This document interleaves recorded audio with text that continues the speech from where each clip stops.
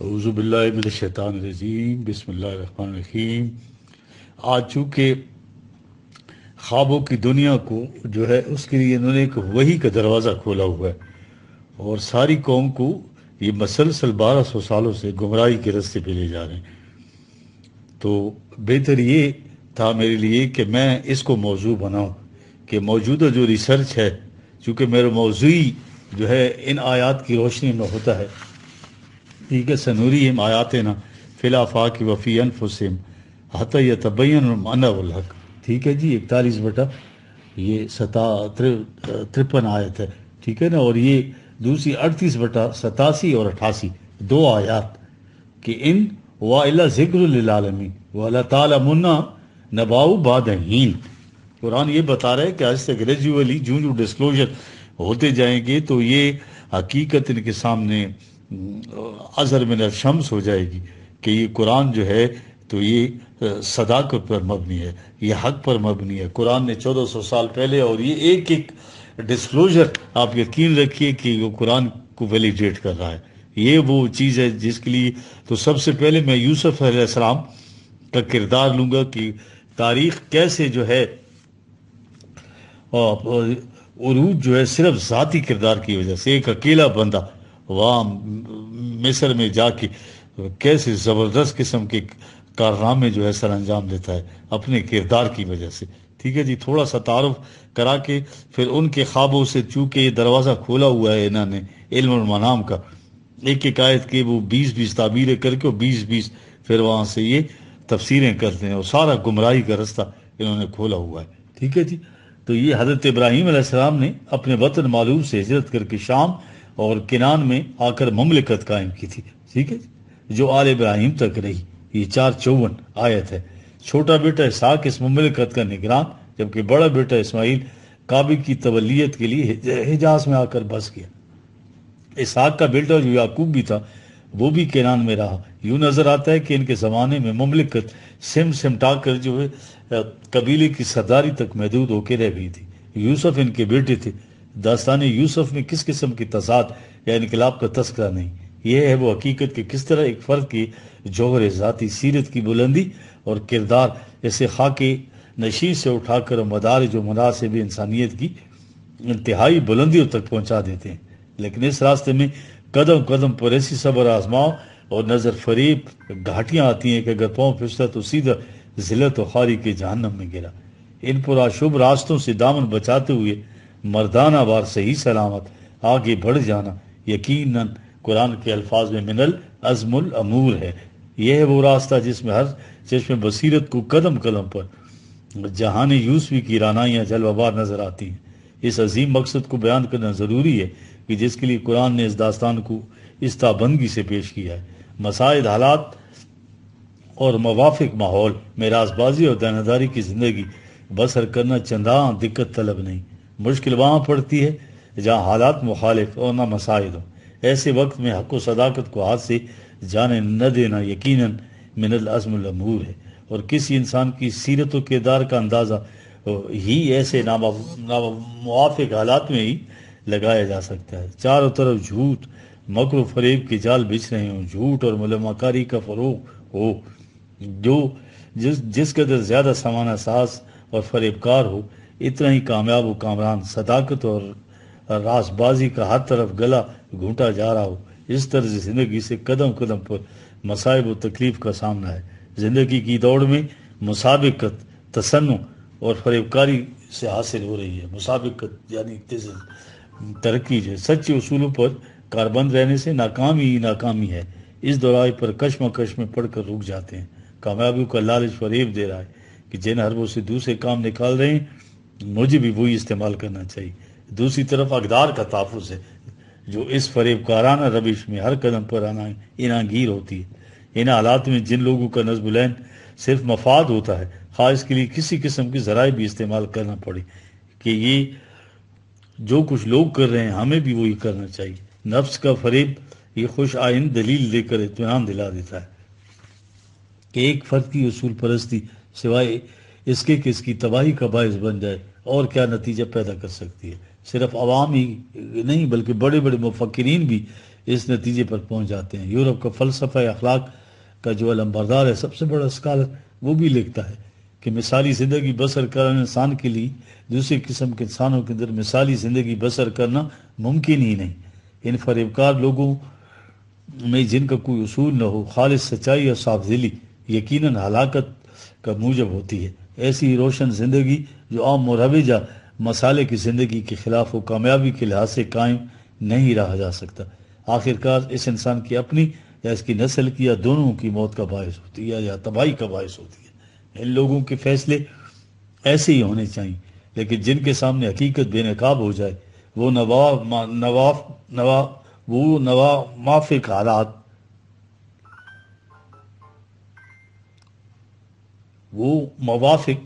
موافق حالات اور نامساعد احوال و ظروف کے سامنے چٹان بن کر کھڑے رہتے ہیں۔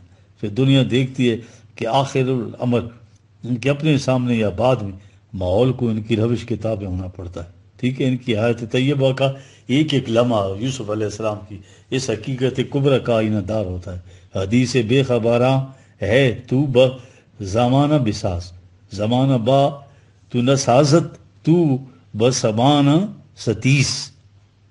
یوسف کی داستان اس حقیقت کی پردہ کش ہے کہ اس میں شک نہیں کہ ایک شخص کا کردار باطل کے نظام کو الٹ کر حق کا نظام قائم نہیں کر سکتا۔ اس کے لیے ایک جماعت کی ضرورت ہوتی ہے، لیکن اس شخص کا مثالی کردار اس قسم کی جماعت پیدا کرنے کے لیے بڑا مومد و معاون فرسٹ کرسٹل بن جاتا ہے۔ کنان کے اس چروائے کو اتنی بلندیاں کہ اس کے سامنے چاند اور سورج جھک جائیں، اندھے کنویں مصر کے بازاروں اور قید و بند کی مشکلات سے گزرنا پڑتا ہے۔ اس لیے کہ جو بلندیاں ملتی ہیں اس میں استحکام میں خودی اسبات خودی کے نتیجے میں ہے، جن کا مظاہرہ ان مساعد حالات میں ہوتا ہے۔ سمجھ گئے؟ اب یہ تعویل الحدیث اور خوابوں کی دنیا کے بارے میں ان کی افسانے بھی سنیے اور قرآن کا بیان بھی ذرا ملاحظہ کرے۔ ٹھیک ہے جی، یہ تعویل الاحادیث کہتے کسے ہیں؟ چونکہ حضرت یوسف علیہ السلام نے خوابوں کی تعبیر بتائی تھی، اس لیے عام طور سے سمجھ لیا گیا کہ یہ تعویل الحدیث سے مراد خوابوں کی تعبیر کا علم ہے۔ خوابوں کی تعبیر کا علم بھی تعویل الحدیث میں شامل ہو سکتا ہے، لیکن اس سے مراد تعبیر علم المنام نہیں ہے۔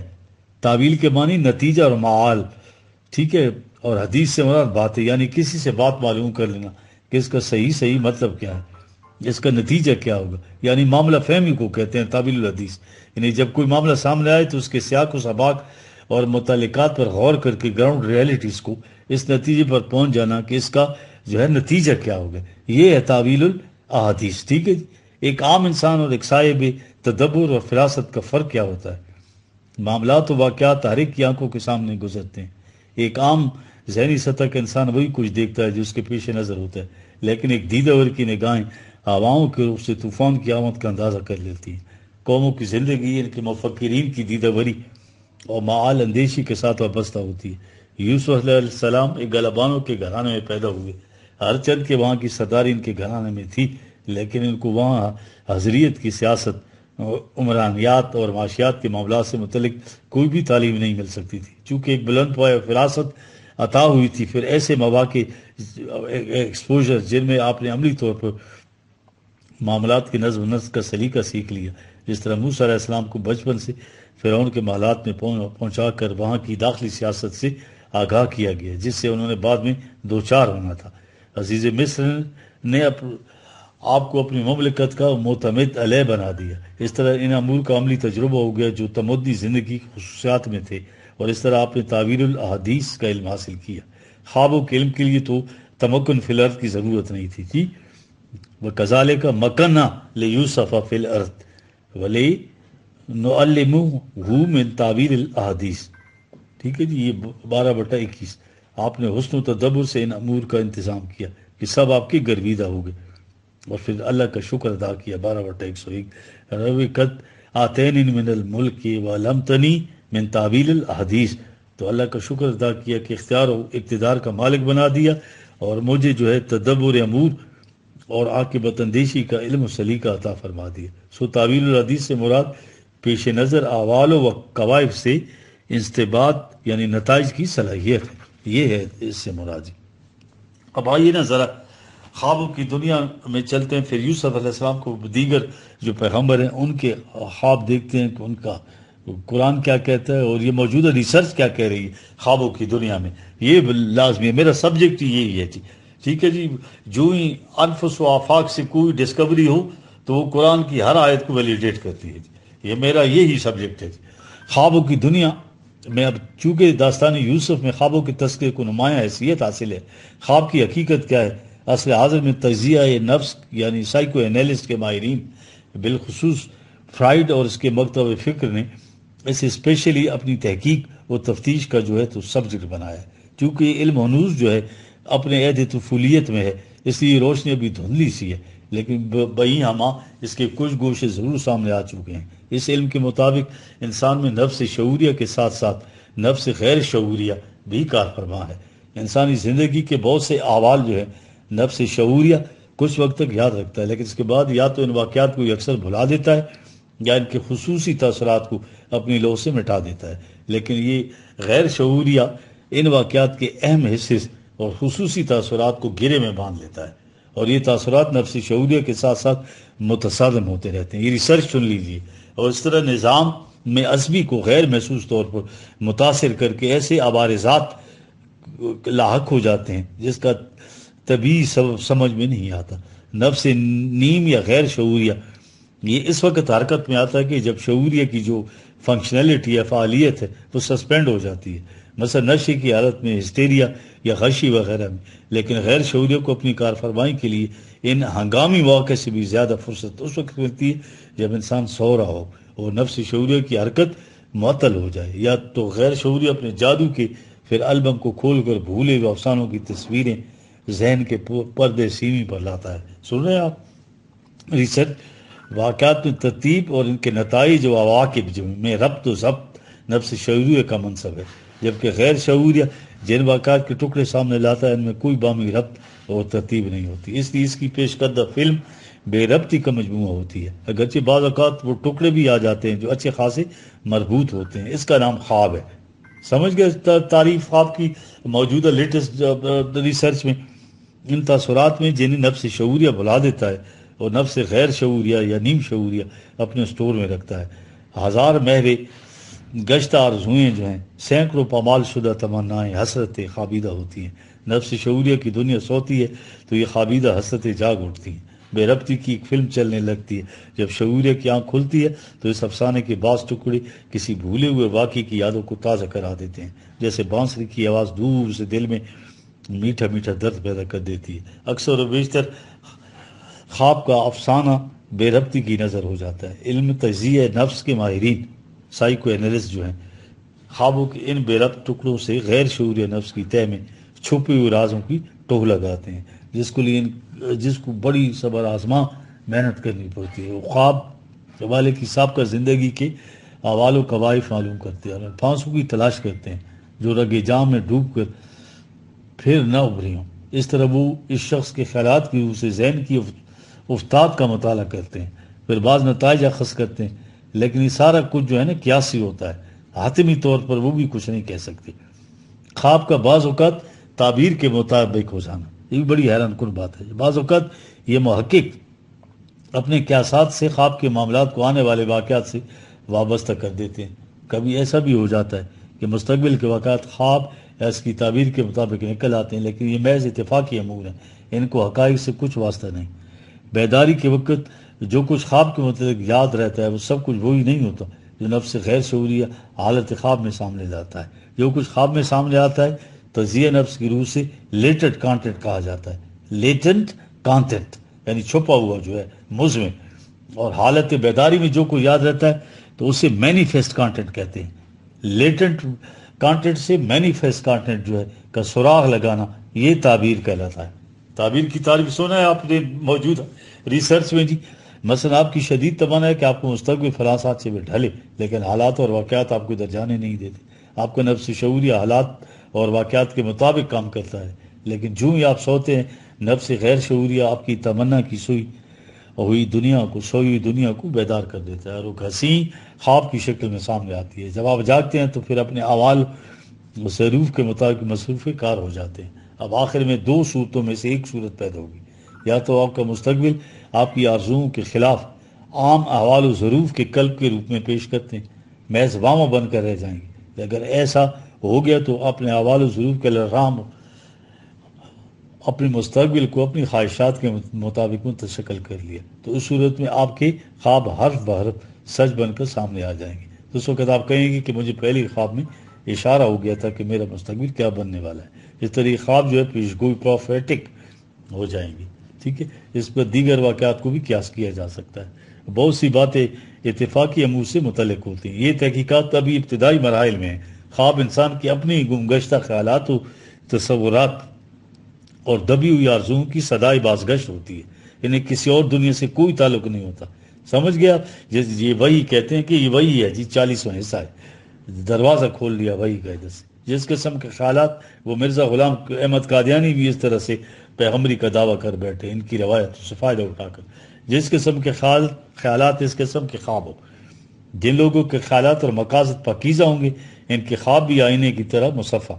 اس لیے انبیاء کرام کے خواب بھی جو ہے رفعت و بلندی میں انسانی امکان کی بلند ترین سطح پر ہوتے تھے۔ خواب کی تعبیر، اس کا تعلق انسانی فراست سے، جو مختلف احوال و ظروف کی روشنی میں قیاساً کسی نتیجے پر پہنچا دیتی ہے۔ ایسی تعبیرات محض ظنی اور قیاسی ہوتی ہیں، اس میں نبی اور غیر نبی کا فرق نہیں ہوتا۔ نبی بھی اس باب میں جو کچھ کہے گا اس کی ذاتی یعنی بشری فراست ہوگی، وہ وہی پر مبنی نہیں ہوگا۔ دیکھیں نا یہ 1244 اضغاث الاحلام، پریشان خیالی، اس کا ترجمہ کر سکتے ہیں، یعنی پریشان خیالی۔ بعض اوقات طبیعت کے اثر سے بھی خواب مرتب ہوتے ہیں۔ مثلا سوتے میں پیاس لگے تو انسان خواب میں دیکھتا ہے کہ آگ میں جھلس رہا ہے یا پھانسی کا پھندا گلے میں پڑا ہے۔ یہ خواب محض مزاج کے اثرات ہوتے ہیں، ان کو اضغاث احلام کہتے ہیں، طب کی دنیا میں کہا جاتا ہے۔ نبیوں کے خواب، پہلا خواب یوسف علیہ السلام کے، حالانکہ ان کے بچپن کا زمان، لیکن خانواد نبوت کا چراغ اور خود بھی ہونے والا نبی، اس لیے خواب بھی انہی بلند خیالات کا آئینہ دار، جن کی آماجگاہ آپ کا قلب و دماغ تھا۔ شمس و قمر و ستارے سجدہ ریز، یہ تھا خواب، اور اس کی تعبیر بتانے والے یعقوب علیہ السلام، جن کو بیٹے کا تالے بلند اس کی سیرت کی پیشانی میں درخشاں نظر آ رہا تھا۔ ٹھیک ہے جی۔ اب قید خانے کے ساتھیوں کے خواب دیکھیں۔ دوسرا قید خانے کے ساتھیوں کا خواب تھا، جس کی تعبیر کے سلسلے میں کہا جا سکتا ہے کہ کچھ وقت تک ساتھ رہنے سے فراست یوسفی نے بھانپ لیا ہوگا کہ ان میں سے ایک واقعی بے گناہ، دوسرا مجھے۔ خود ان کے خیالات کی روح سے پہچان لینا بھی مشکل نہ تھا، اس لیے ان کے خوابوں کی تعبیر چندان دشوار نہ تھی۔ یہ دراصل آپ کی صلاحیت جو تھی تعویل الاحادیث صحیح کا ایک مظاہر تھا، یعنی اس میں معاملہ فہمی کو زیادہ دخل تھا۔ لیکن اس سلسلے میں دو باتیں قابل غور ہیں۔ ایک جگہ قرآن اس تعبیر کا ذکر اس انداز میں کیا ہے کہ جس سے سوچ کا رخ اس طرف جا سکتا ہے۔ خدا نے اس کا علم آپ کو بذریعہ وحی دیا ہے، تعبیر بتانے کے بعد فرمایا۔ یہ 12:41 آیت ہے جی، 12 سورہ ہے۔ قضی الامر الذی فیہ تستفیان، قضی الامر الذی فیہ تستفیان یعنی فیصلہ ہو چکا ہے۔